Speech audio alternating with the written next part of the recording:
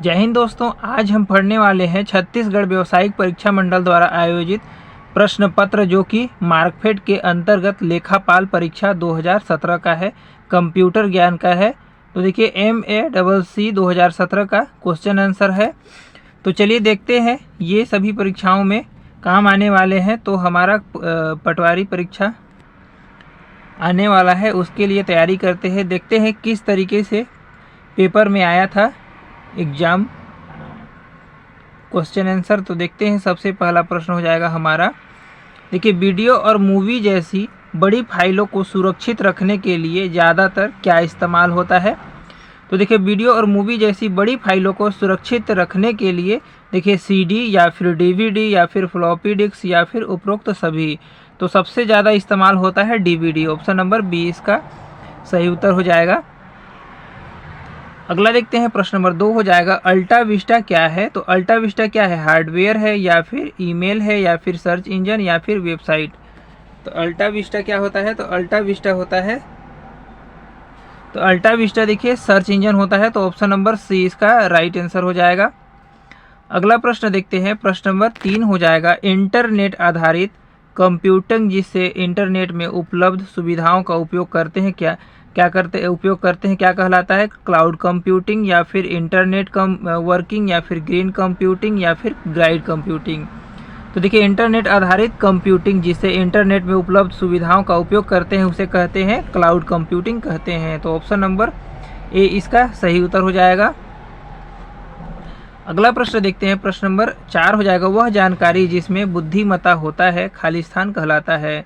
क्या कहलाता है, आंकड़ा, सूचना, ज्ञान या अभिलेख। क्या कहलाता है, तो देखिए ज्ञान कहलाता है। वह जानकारी जिसमें बुद्धिमत्ता होता है उसे ज्ञान कहलाता है। ऑप्शन नंबर सी इसका राइट आंसर हो जाएगा।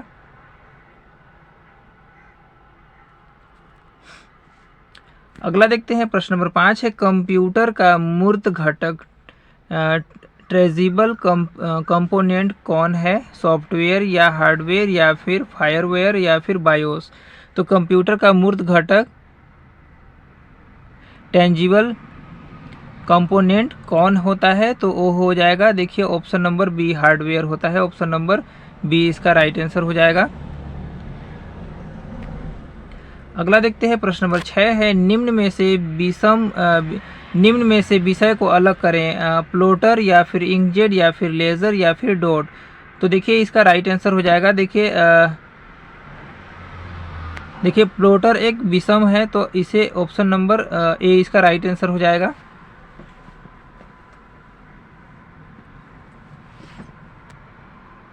अब अगला प्रश्न देखते हैं, प्रश्न नंबर 7 हो जाएगा हमारा ईमेल में BC शब्द का अर्थ क्या होता है।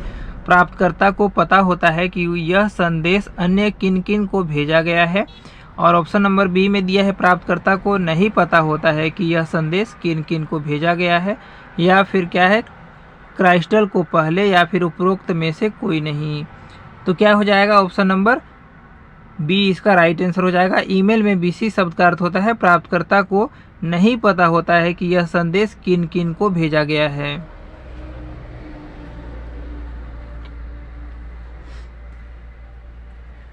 अगला देखते हैं, प्रश्न नंबर 8 हो जाएगा हमारा डिजिटल हस्ताक्षर है स्कैनर हस्ताक्षर, बाइनरी हस्ताक्षर या फिर एनक्रिप्टिंग हस्ताक्षर या फिर हस्तलिखित हस्ताक्षर। तो डिजिटल हस्ताक्षर क्या होता है, एनक्रिप्टिंग हस्ताक्षर होता है। तो ऑप्शन नंबर सी इसका राइट आंसर हो जाएगा।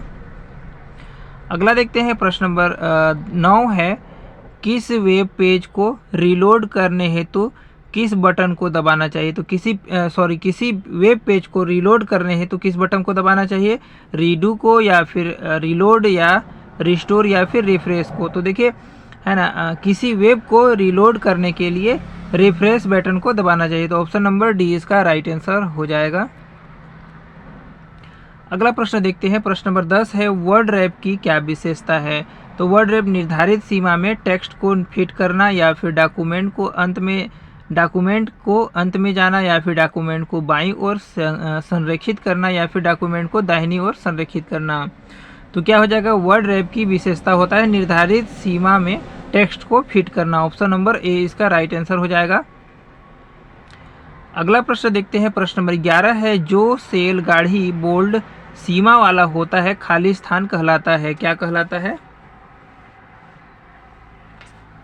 रिलेटिव कहलाता है या फिर अब्सोल्यूट कहलाता है या फिर एक्टिव या फिर मिक्स्ड कहलाता है।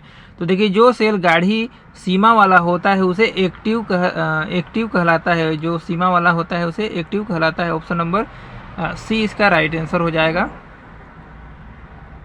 अगला देखते हैं क्वेश्चन नंबर 12 है, कौन सा कमांड तुम्हें प्रेजेंटेशन के पहले स्लाइड में ले जाता है? पेज अप या फिर कंट्रोल प्लस होम या फिर पेज डाउन।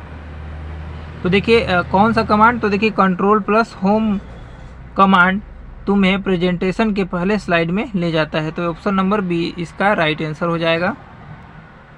अगला प्रश्न है प्रश्न नंबर 13 हो जाएगा, उस तेज गति मेमोरी का नाम बताइए जो मुख्य मेमोरी से अस्थायी तौर पर प्रोग्राम का एक भाग संग्रहित करता है, जैसे सेकेंडरी मेमोरी या फिर बबल मेमोरी या फिर प्राइमरी मेमोरी या फिर कैश मेमोरी। तो देखिए उस तेज गति मेमोरी का नाम बताइए, तो क्या हो जाएगा? कैश मेमोरी हो जाएगा। ऑप्शन नंबर डी इसका राइट आंसर हो जाएगा, जो मुख्य मेमोरी से अस्थायी तौर पर प्रोग्राम का एक भाग संग्रहित करता है। अगला देखते हैं प्रश्न नंबर 14 हो जाएगा, एक आइकन के रूप में विंडो को हटाना खाली स्थान कहलाता है। तो देखिए मिनिमाइज ए विंडो कहलाता है या मैक्सिमाइज या ए विंडो कहलाता है या फिर रिस्टोर ए विंडो कहलाता है या फिर ओपन ए विंडो कहलाता है। तो देखिए आइकन के रूप में एक आइकन के रूप में विंडो को हटाना मिनिमाइज ए विंडो कहलाता है। ऑप्शन नंबर ए इसका राइट आंसर हो जाएगा। अगला देखते हैं प्रश्न नंबर 15 है, वीडियो कॉन्फ्रेंसिंग का उपयोग होता है एक दूसरे से बात करने के लिए या फिर लाइव बातचीत करने के लिए या फिर या संवाद स्थापित करने के लिए या उपरोक्त सभी। तो देखिए वीडियो कॉन्फ्रेंसिंग का उपयोग होता है, उपरोक्त सभी हो जाएगा। एक दूसरे से बात करने के लिए भी, लाइव बातचीत होता है और संवाद स्थापित करने के लिए भी किया जाता है। तो उपरोक्त सभी हो जाएगा। तो ये था फ्रेंड्स मार्कफेड के अंतर्गत लेखापाल परीक्षा 2017 का, जो कि कंप्यूटर ज्ञान का 15 क्वेश्चन पेपर आया हुआ था। ये था इसका क्वेश्चन आंसर। इसी तरीके से वीडियो पाने के लिए चैनल को सब्सक्राइब कीजिएगा, लाइक कीजिएगा, शेयर जरूर कीजिए।